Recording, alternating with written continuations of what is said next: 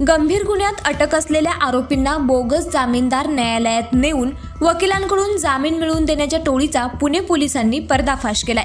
या प्रकरणी 11 जणांना अटक करण्यात आली आहे। त्याचबरोबर ही टोळी आरोपींना बनावट कागदपत्र तयार करून पुरवत असल्याचे देखील समोर आले, अशी माहिती पोलीस उपायुक्त राजकुमार शिंदे यांनी दिली। पुणे जिल्ह्यातील वेगवेगळ्या न्यायालयामध्ये गंभीर गुन्ह्यामध्ये अटक असणाऱ्या आणि कारागृहामध्ये असणाऱ्या आरोपींना बोगस जामीनदार माननीय न्यायालयात हजर करून त्यांची बोगस कागदपत्रे बनवून काही वकिलांच्या मार्फत जामीन मिळवून देण्याचं व न्यायदेवतेची दिशाभूल करण्याचं एक रॅकेट वानवडी पोलिसांनी उघडकीस आणलेलं आहे। यामध्ये आत्तापर्यंत एकूण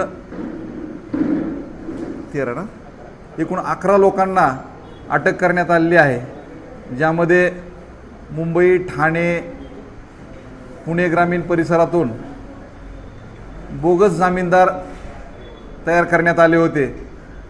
त्याचबरोबर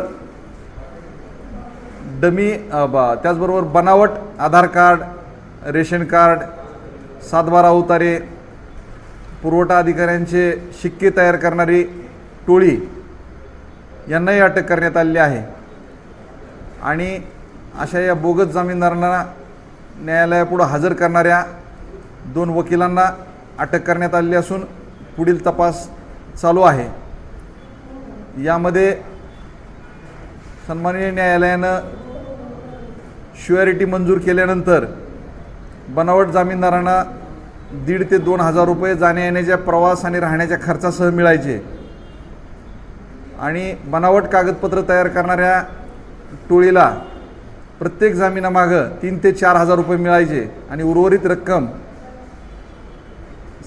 संबंधित न्यायालयात जामीनदारासाठी वकिली करणाऱ्या वकिलांना मिळायची।